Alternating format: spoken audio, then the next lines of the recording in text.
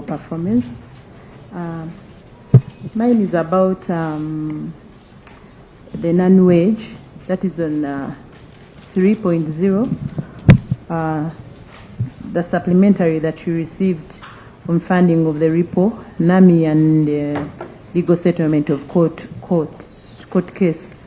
Were those costs that were facilitated to this amount of money, or this was part of their expenditures?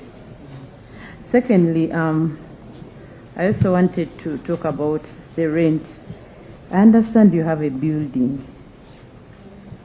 How come you're still renting and you're still putting expenses on renting? Could you please elaborate on that? Thank you so much.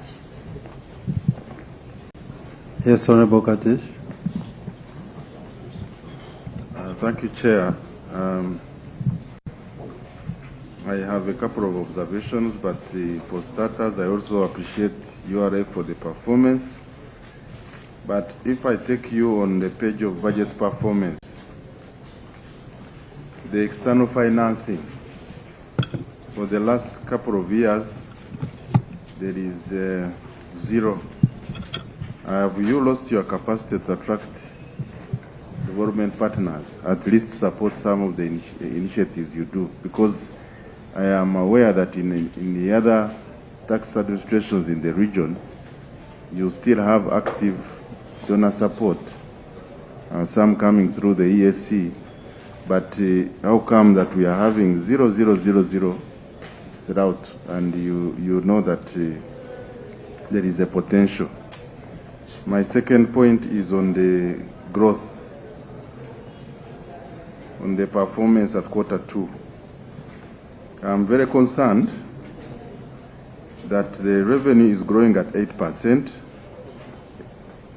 and more concerning is that the domestic tax is growing much less than the international trade taxes, which should be the opposite, because we know that the GDP has been growing, and the Minister here for Planning, Honorable Amos, is here, and then NPA people are here. You are very much aware that the GDP has been growing, and we need to look at the sectors which have grown and their contribution to revenue. How then would you see the drop in revenue growth, even not in double digit? But most importantly also, the Honorable Minister here has invested, government has invested in wealth funds, Myoga, PDM, all these wealth funds. I think they are now more than 4 trillion. These ones would have created, aggregate demand, because the money is going direct into the people.